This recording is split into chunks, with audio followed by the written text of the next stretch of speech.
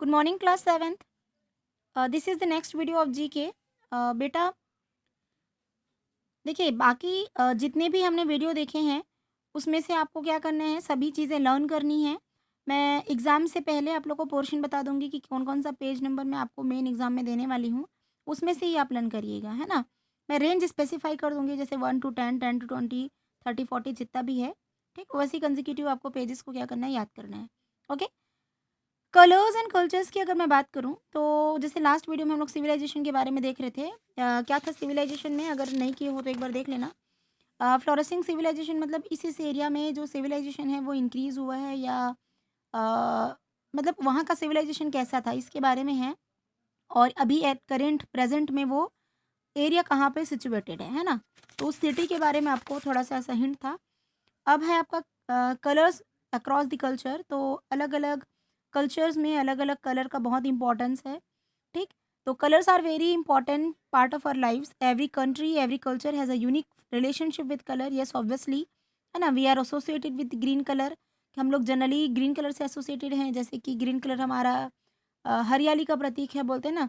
और जैसे red colour है तो रेड कलर हम लोग जैसे गॉडेस लग दुर्गा को ट्रिब्यूट करते हैं, रेड कलर। ऐसे अलग अलग कल्चर में अलग अलग मतलब कलर्स को इम्पोर्टेंस मिलता है। जैसे हिंदू में बोलते हैं जनरली ऑरेंज कलर को प्रेफरेंस मिलता है, पर ऐसा मेरा मानना नहीं है ना।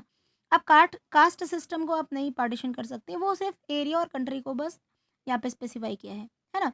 जैसे चाइना और जापान में बेसिकली क्या होता है, it is the colour of morning but the Christianity a bride wear this colour to her wedding.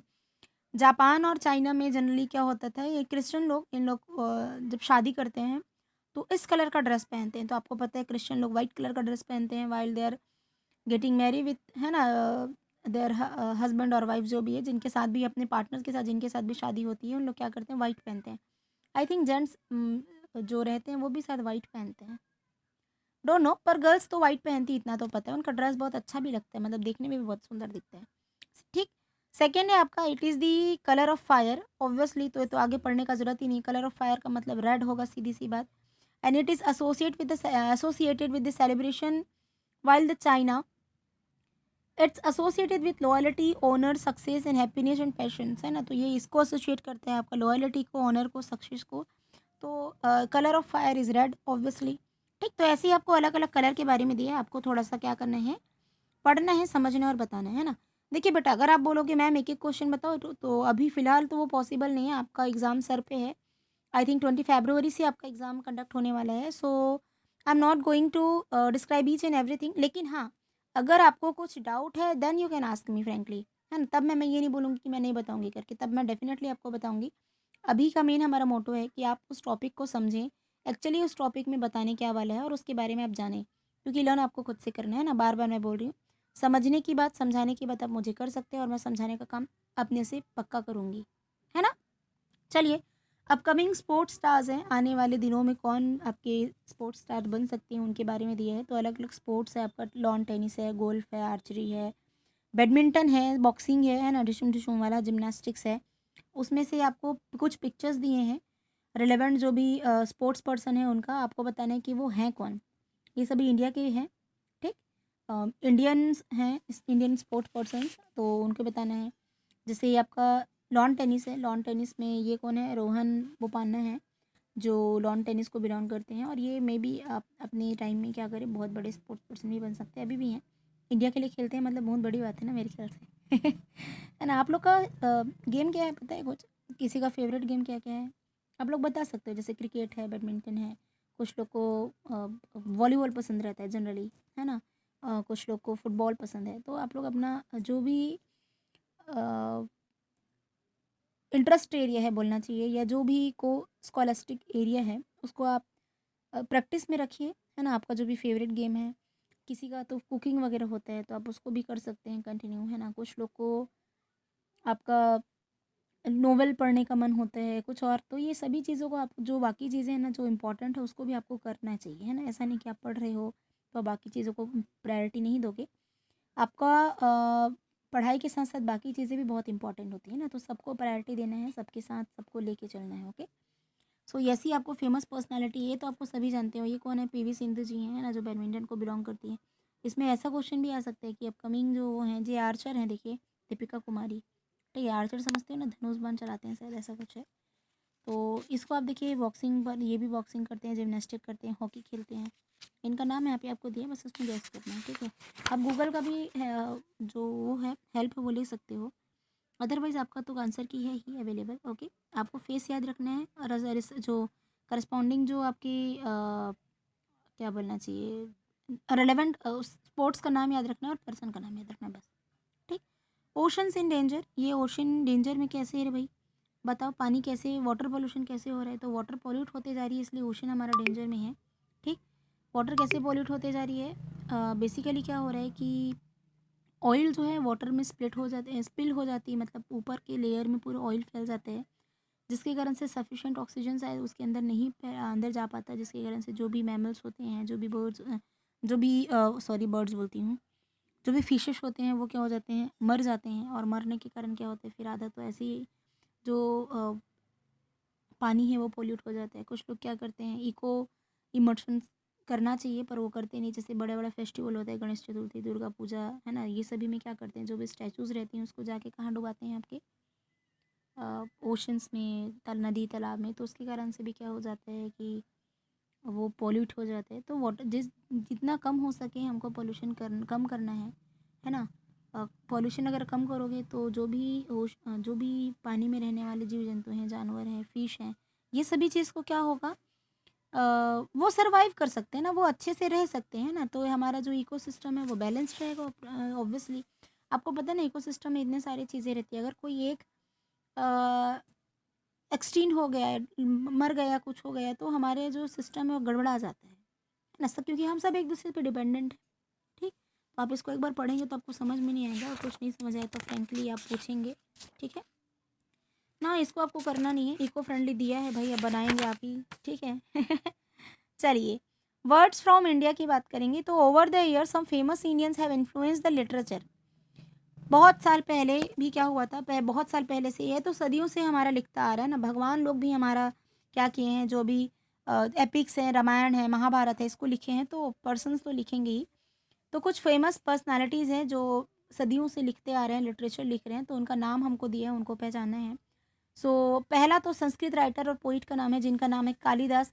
The most important name for the Sanskrit writer और पोयम, अगर किसी भी को पूछें, अगर किसी संस्कृत राइटर के बारे में, तो कालिदास का नाम तो फर्स्ट नंबर में रहता है, एकदम पहले, मुँह जुबानी बोलते हैं ना, सबसे पहले इसी का नाम आता है बल्कि। तो ये जो है कालिदास जी, जिनका बहुत सारा जो वो बहुत अच्छे राइटर हैं, उन्होंने पोयम्स और पैसेजेस हैं, जो भी चीज़ें हैं वो लिखी हैं, बेसिकली इन संस्कृत, है ना। कालिदास जो चैप्टर है वो मैं भी पढ़ी हूँ, जब मैं 6th या 7th में थी, I don't remember the class exactly, पर मैं 6th या 7th कोई एक क्लास में कालिदास वाला चैप्टर पढ़ी हूँ। कालिदासः करके था संस्कृत में, कालिदासः एक ये आस्ती आस्तित ऐसा करके चलता था, ठीक है। संस्कृत आप लोग पढ़ते हो ना 7th वाले, हाँ हाँ 7th में तो है ना बेटा, ठीक। तो कालिदास हैं, जिनका बहुत ही अच्छा राइटिंग जो बुक है उनका नाम बता देती हूँ मैं, अभी ज्ञान शाकुंतलम, है ना, अभिज्ञान शाकुंतलम, ये कुछ है। और और क्या-क्या है, बहुत सारा है, ठीक। तो ये एक फेमस जो है राइटर हैं संस्कृत के। ऐसे ही आपको बाकी राइटर्स को पहचानना है, जैसे ये हैं हिंदी के बेस्ट क्या बोलना चाहिए, लिटरेचर की बात करेंगे, हिंदी लिटरेचर की बात करें तो उनका जो है उपन्यास सम्राट जिनको बोला जाता है, मुंशी प्रेमचंद जी। मुंशी प्रेमचंद की कितनी सारी कहानी है ना। आप हिंदी वाले सर को कभी पूछना, सर मुंशी प्रेमचंद की 1-2 कहानियों के नाम बताओ, वो फटाफट बता देंगे। मुंशी प्रेमचंद का पहले हमारे में वो आता था, कवि परिचय, लेखक परिचय करके आता था, आप लोग जानते हो क्या?